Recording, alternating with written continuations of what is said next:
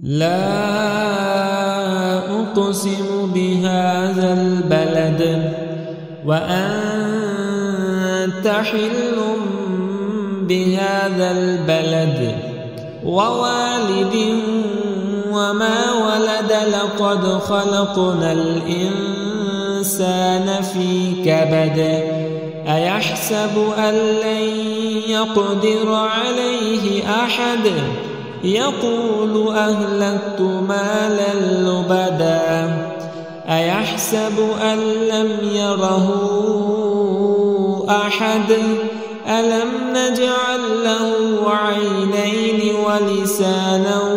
وشفتين وهديناه النجدين فلاقتحم العقبة وما أدراك ما العقبة فك رقبة أو إطعام في يوم ذي مسغبة يتيما ذا مقربة أو مسكينا ذا متربة